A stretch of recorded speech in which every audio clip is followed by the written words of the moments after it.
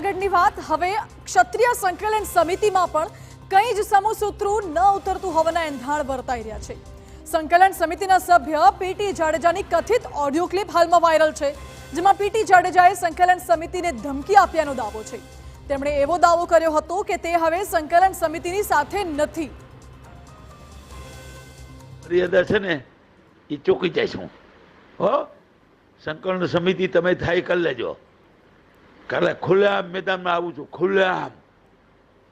મારે કોઈના બાપની જરૂર નથી, મારા સમાજની જરૂર છે। હું સમાજને પૂછીશ કે સંકલન સમિતિ મારી હારે નથી, શું કામ નથી, એ હું તમને બતાવીશ। મહાભારતનું યુદ્ધ પણ તો સાંભળ્યું આપે ઓડિયો ક્લિપમાં પીટી જાડેજા સંકલન સમિતિને ગદ્દાર કહેતા પણ સંભળાઈ રહ્યા છે। આપને જણાવી દઈએ કે અમે આ ઓડિયોની પુષ્ટિ નથી કરતા, પરંતુ મહત્વના મુદ્દાઓ પર નજર કરીએ તો પીટી જાડેજાએ કહ્યું, મારી પાસે પુરાવા છે। તૃપ્તિબા રાહુલથી માંડીને 5 વિરુદ્ધના પુરાવા છે મારી પાસે। મને મજબૂર ન કરો, નહીં તો ખુલાસાઓ કરી દઈશ। સંકલન સમિતિની મદદની જરૂર મારે નથી। તમને કાલે બતાવી દઈશ હું શું કરી શકું એમ છું।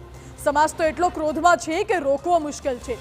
કોર કમિટીની કે સંકલન સમિતિની જરૂર નથી। સંકલન સમિતિ શું છે તેનો ખુલાસો પણ હું કરીશ।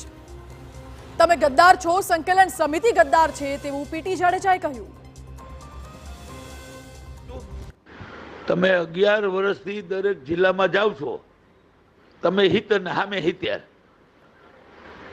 કે 5,000, 10,000, 25,000, લાખ, 2 લાખ, 5 લાખ ભેગા થયા છે તો રવા દ્યો ને। અને તમારી મદદની મારે જરૂરી નથી। ન કરતા, હું સામેથી કહું છું, ન કરતા હું કાલે કરીશ। જે થવું એ થાય। તમારી પરીક્ષા લઈ લઈશ, પછી સમાજને પૂછીશ કે સંકલન સમિતિ મારી હારે નથી, તમે છોકરા।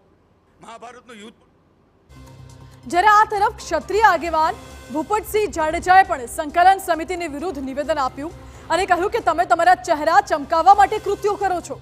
પદ્મિની બાને કાઢ્યા, પીટીને તમે દગો કર્યો એટલે પીટીએ તમારી પોલ ખોલી। સંકલન સમિતિના સભ્યો તમે કંઈક રાંધો છો એ હકીકત છે તેવું કહ્યું। હવે અત્યારે એમ કે છે કે હું રાજીનામું આપું છું ને હું સંકલન સમિતિનું બધું પોલ ખોલી, તો ભાઈ અત્યાર સુધી તું સંકલન સમિતિ યારે તમે બેઠા હતા તો તમને વાંધો નહોતો। હવે ક્યારેક સંકલન સમિતિ એને દૂર કર્યા એટલે હવે સંકલન સમિતિની પોલ ખોલવા બેઠા છે। અને સંકલન સમિતિને મારે બહુ વિનંતી પૂછે કે ભાઈ અમે તમારો વિરોધ નથી કરતા, તમે સમાજના છો એટલે, પણ તમે તમારા ચહેરા ચમકાવવા હાટું થઈને તમે ઘડીક કોકને ખેંચો છો ને ઘડીક કોકને સાઇડલાઇન કરો। પદ્મિની બાને કાઢ્યા, ઇગ્નોર કર્યા, નીકળી ગયા, પછી તમે પીટીને ત્યારે કાઢી શકો એમ નહોતા, નકર સંમેલન ઊભું કરનાર અમે બધા હતા એટલે તમને તકલીફ હતી એટલે પીટીને તમે પકડી રાખ્યા। હવે આજે પીટીને ક્યાંક તમે ઘોકો માર્યો હશે એટલે પીટી હવે તમારી પોલ ખોલવા બેઠો, એટલે ક્યાંક ને ક્યાંક તમે કંઈક રાંધો છો, એ તો હકીકત છે। મહાભારતનું યુદ્ધ પણ 18 તો પીટી જાડેજાના આક્ષેપ બાદ સંકલન સમિતિના રમજુભાની સ્પષ્ટતા પણ સામે આવી છે। તેમનું કહેવું છે કે 2 દિવસ પહેલા જ આખો મુદ્દો ઉકેલાઈ ગયો છે અને પીટી જાડેજાના આરોપ એ આંતરિક મુદ્દો છે। આ મજબૂત સંગઠનને તોડવા માટેનો પ્રયાસ છે, પરંતુ અમે સંકલન સમિતિને મજબૂત કરીશું। સાંભળો।